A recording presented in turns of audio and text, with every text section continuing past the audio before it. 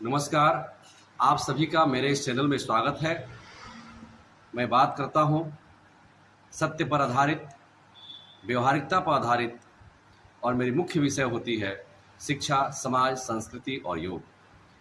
आज मैं चर्चा करना चाहता हूँ बिहार प्रदेश में वर्षों से वित्त रहित शिक्षा नीति लागू है और जब तक वर्तमान सरकार इस वित्त रहित महाविद्यालयों और विद्यालयों में आमूलचूल परिवर्तन नहीं करेगी, तब तक जो सोच सरकार की है कि शिक्षा में बड़ा व्यापक परिवर्तन हो, यह संभव नहीं है। ठीक उसी तरह यदि आपका पड़ोसी खराब हो और आप कितना हो धनवान हो, कितना हो ज्ञानवान हो, तो उसका प्रभाव आपके परिवार पर पड़ता है।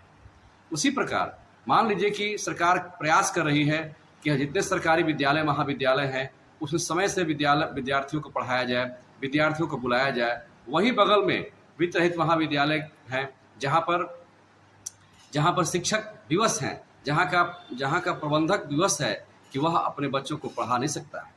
वह कहता है कि आओ हमारे एडमिशन लो, फॉर्म भरो, रजिस्ट्रेशन कराओ, सर्टिफिकेट लो, घर जाओ। ऐसी परिस्थितियाँ क्यों आ गई हैं? क्योंकि सरकार की निराशाजनक व्यवस्था के चलते।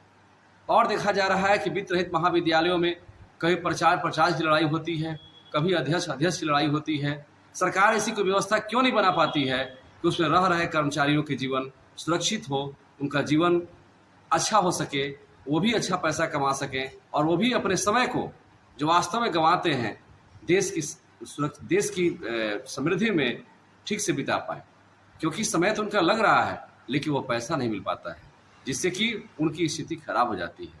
अतः वर्तमान शिक्षा मंत्री से मैं साग्रह प्रार्थना करता हूं कि यदि आप चाहते हैं कि बिहार में शिक्षा की नीति, शिक्षा की व्यवस्था, शिक्षा पराकाष्ठा पर जाए, तो तुरंत से तुरंत वित्त रहित महाविद्यालयों पर विशेष ध्यान दिया जाए और उनका कायाकल्प किया जाए।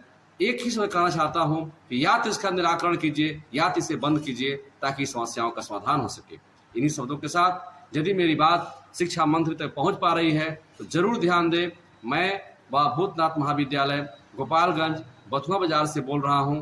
मैं वहां पर कंप्यूटर शिक्षक हूं और प्राचार्य भी हूं और वहां प्राचार्य की लड़ाई भी चल रही है।